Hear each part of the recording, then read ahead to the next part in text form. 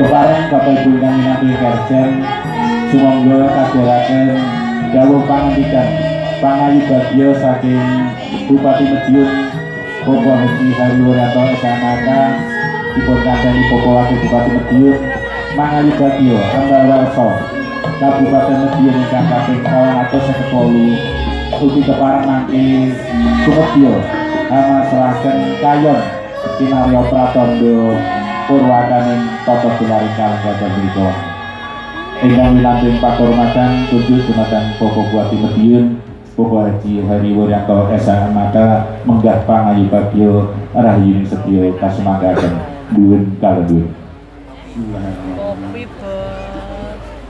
Ngasta timun kiwa tengen cakep lenggah teng alun-alun kanggo tangga kangen. Assalamualaikum warahmatullahi wabarakatuh. Bismillah, alhamdulillah, la haula wala quwata illa billah. Ingkang tansah kula hormati panjenenganipun Komandan Lanut Iswahibi, panjenenganipun Bapak Marskal Pertama TNI Angkatan Udara Muhtadi Anjaroto MS Enhan, matur sangat Pak Jenderal. Ini luar biasa wayangan ditunggoni Pak Jenderal. Matur suwun Bapak. Ingkang tansah kula hormati panjenenganipun Pak Komandan Korem 081 Biru Sahajaya Bapak Kolonel Mintoro Rianto, luar biasa. Matur suwun Pak Dan.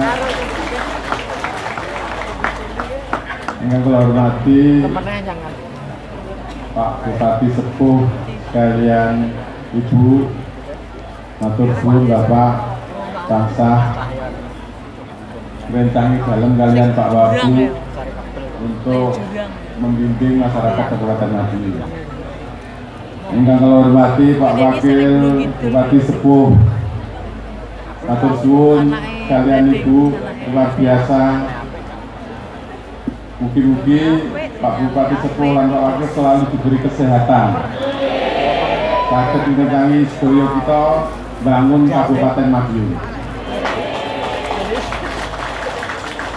Ingkang kula hormati Forkopimda Kabupaten Madiun, rawuh panjenenganipun Ketua DPRD Kabupaten Madiun Mas Ferry Sudarsono. Ingkang kula hormati Pak Kapolres ingkang dipun wakili Pak Waka. Ingkang kula hormati perwakilan dari Ranut Hayubi ingkang mendampingi beliau Pak Jenderal Bapak Kolonel Riki, luar biasa. Ingkang kula hormati Bapak Wakil DPRD Kabupaten Madiun Pak Slamet, Pak Mujono, rawuh alhamdulillah. Ingkang kula hormati dari tak mendantin yang diwakili Pak Babung. Ingkang kula hormati tokoh-tokoh masyarakat, rawuh panjenenganipun Kang Mahfud Joko. Ingkang kula hormati dari PT KAI dan mitra kerja kita luar biasa yang telah membantu, dan seluruh anggota DPRD dan yang rawuh wonten ing dalu menika, Pak Sekda, Pak Asisten, Pak Ahli, pimpinan OPD, tokoh pemuda dan tokoh masyarakat ingkang boten saged dalam sebat setunggal bokos tunggal. Wabil khusus seluruh masyarakat Kabupaten Madiun yang dimuliakan kalian Allah Taala. Sepindah monggo mujaken puji syukur dhateng ngasanipun Allah Taala. Alhamdulillah dipun paring sehat. Saged nerasaken perjuangan para pendirinipun Kabupaten Madiun ingkang sakmenika sampun ambal warsa ingkang kaping 1.158. Terus monggo kita sedaya bersyukur dumateng ngasanipun Allah Taala. Mugi-mugi kita sedaya saged dipun paring sehat walafiat, saged ngembang bangun Kabupaten Madiun dadi Kabupaten Madiun ingkang bersahaja. bersih, sehat, lan sejahtera.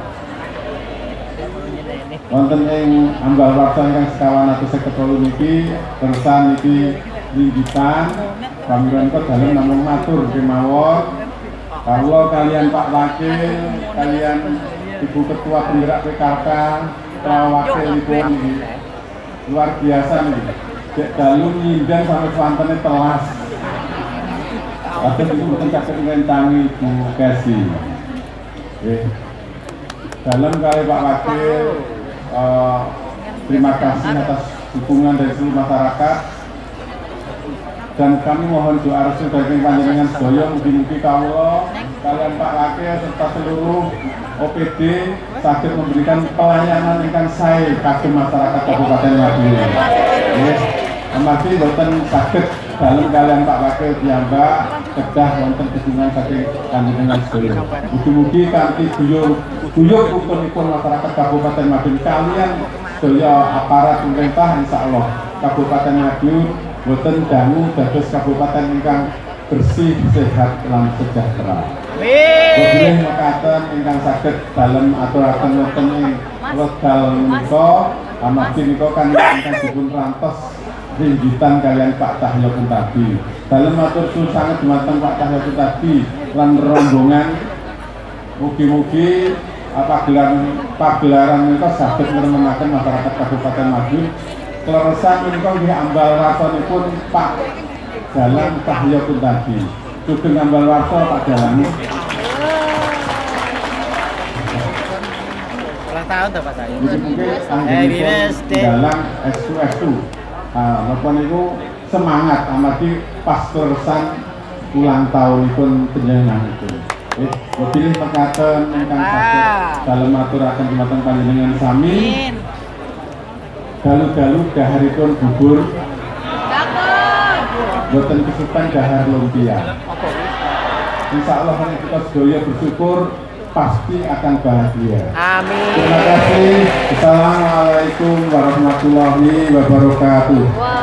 Sumadyo hamasrahaken kayon utawi tokoh wayang panjenenganipun Bapak Bupati dumateng Ki Dalang tuju dumateng Ki Haji Cahyo Kuntadi Magister Seni semoga kasun tumuju wonten ing papan ingkang piniji satemah hanampi duningge kayon utawi tokoh wayang kinarya pratandha purwakaning tata gelar inggih wajita sedaya lunatas ing mangke kang badhe hambabar lampahan inggih Semar Bangun Kayangan. Mekaten sumedya panjenenganipun Bupati Madiun Romo Haji Hari Wuryanto SHMK hamasrahaken nuningge tokoh wayang Semar dumateng Ki Haji Cahyo Kuntadi Magister Seni. Semar Bangun Kayangan, Semar Bangun Kayangan, Semar Bangun Kayangan.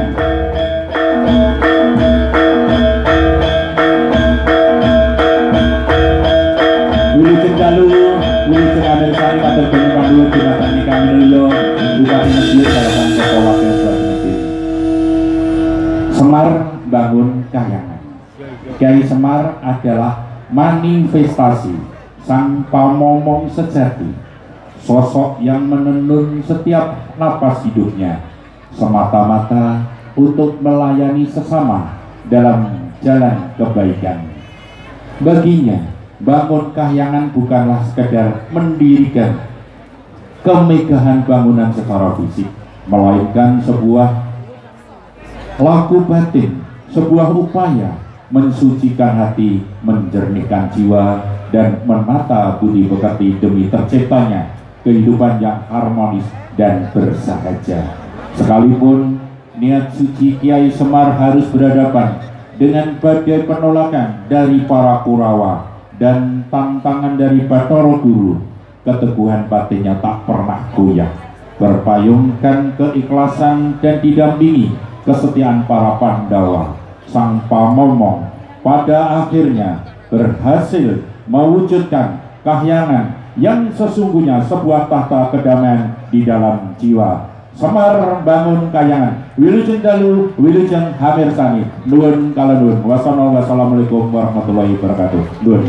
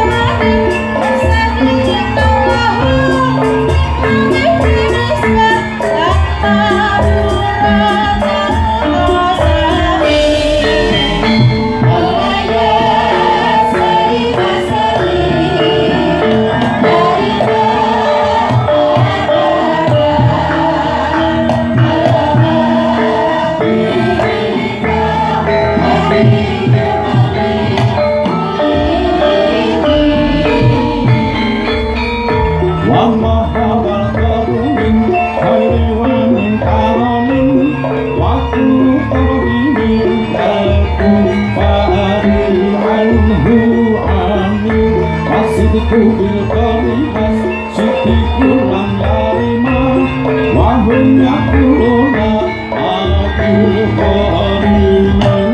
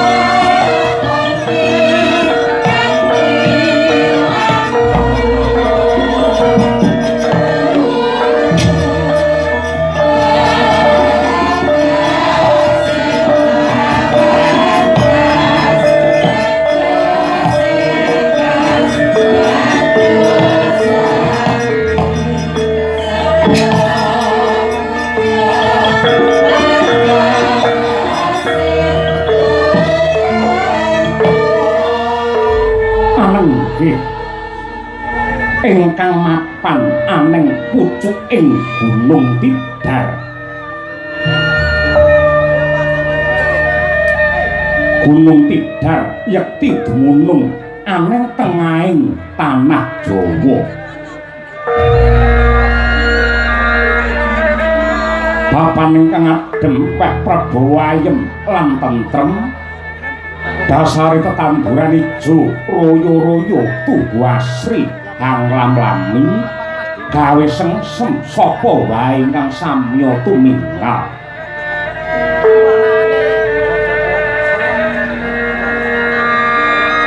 Rama kalamungta ing Gunung Tidar hanane amung bagya mulya labet kaprebawan lenggahira sang pamong tanah Jawa nenggih Kyai Semar Badranaya Yorisan Ismaya Nayantaka Buga Sampir ya sang Asmara Santa. Kyai Semar kang satuhu sengsem marang barang kang samar. Datan namung tata lair parandene landheping rasa batin ingkang tansah den prasudi. Wansyawan tansah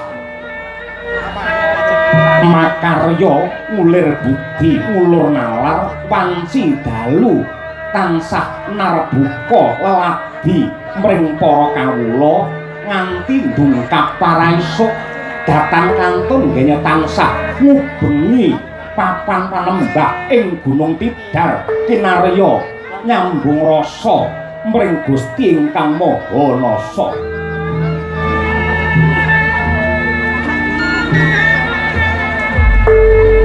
Anggrepang ganing gunung surane yen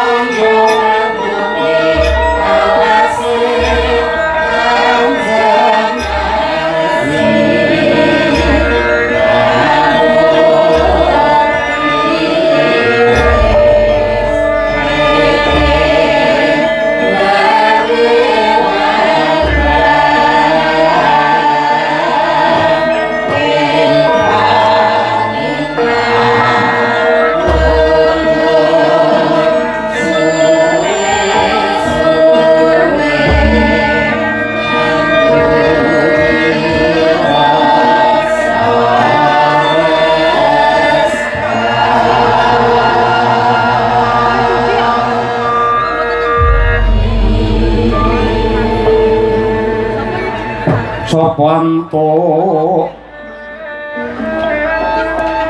wahyuning Allah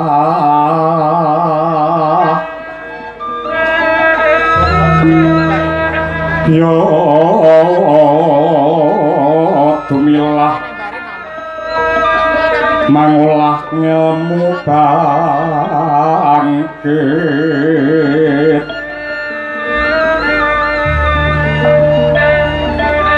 bangkit mikat reh mangukut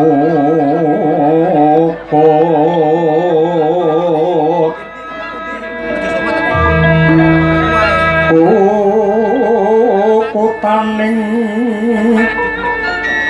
jiwangga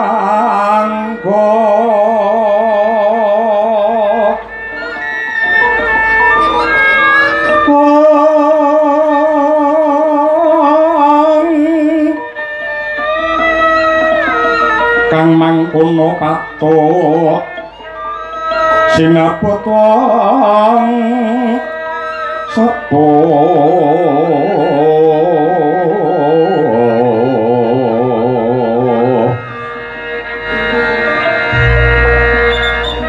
lire sepuh sapi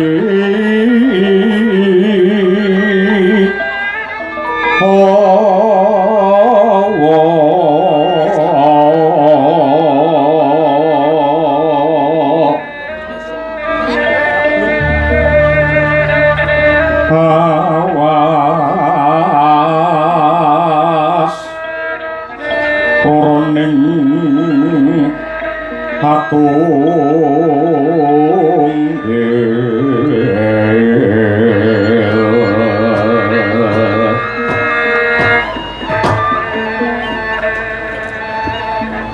bocah bajang ngiring angin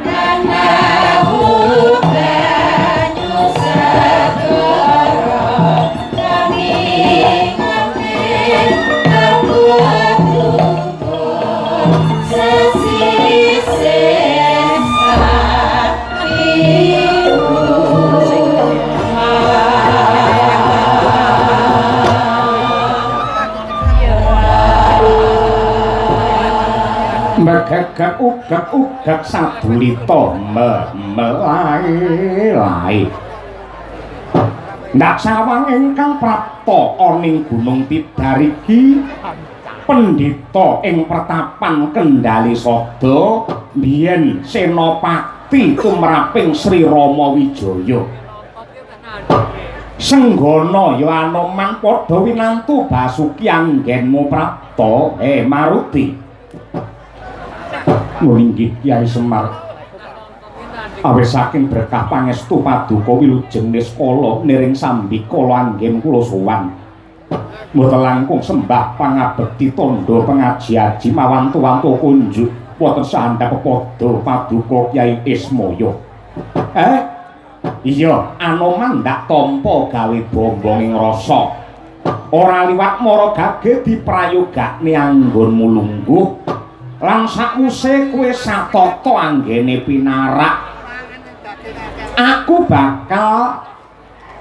njaluk katrangan sing gumathok tek nganti kowe keraya-raya munggah aning Gunung Tidar nyusul marang Semar ingkang dedhepok ana ing kene ana apa Anoman mara gage Wedarna kang kanthi tetela inggih Kyai yektosipun waleh-waleh menapa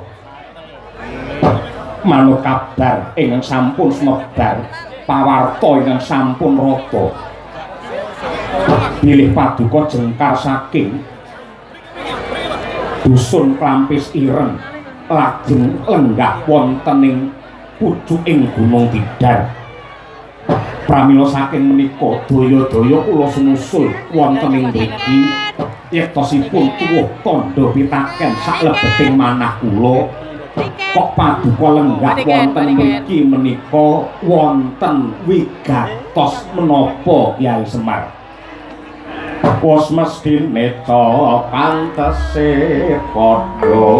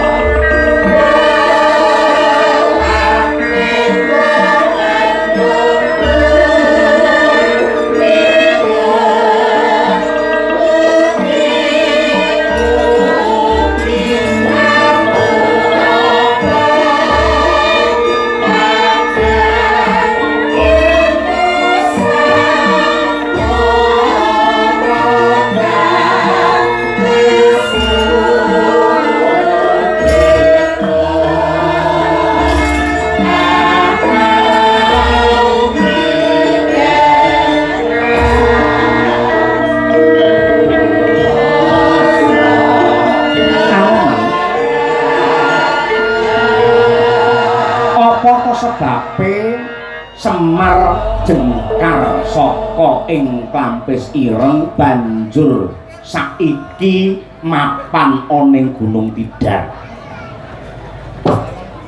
Mara gage sawangen sadurunge Semar ki neng kene papan iki sepi sepah samun ya. Gunung Tidar iki ora ana wong sing wani njamah. Ning bareng aku mapan ana ing kene Ripalungguhan iki akeh para kawula sing padha tumplek-blek kumpul manunggal rasa manunggal cipta nggolongake kang dadi gegayuhane anggene nindakake puji dikir ngucapake kidung suci lan mantra rahayu ngagungake asmane Pangeran.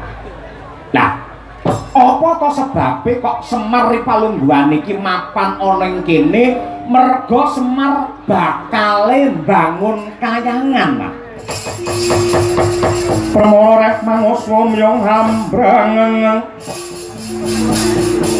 kadhi karunaning saswase haneng marga mamalakung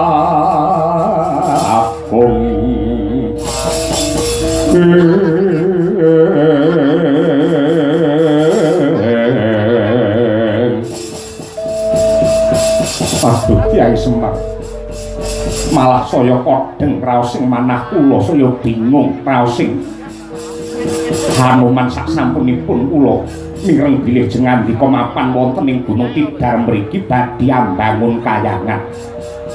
Ngertenono ya Man. Sejatine Gunung Tidar iki nggembel sejarah gedhe. Gunung Tidar iki ngemu sejarah sing kudune dieling-eling karo wong sak tanah Jawa. Mula bukane tumangkaring agama kang pungkasan kuwi mbiyen ya kawiwitan saka ing Gunung Tidar. Nalika papan kene kerawuhan piyayi saka ing Rum utawa tanah Busra ya kuwi Sayyid Samsudin Al-Bakir utawa kondange Sang Syekh Subakir. Yen kowe ora ngerti mara gage gatekno tak critani. Lelakone nalika Ismaya mbiyen ketemu kelawan Syekh Subakir, muga-muga crita iki bisa kanggo kaca Brenggala ya Man.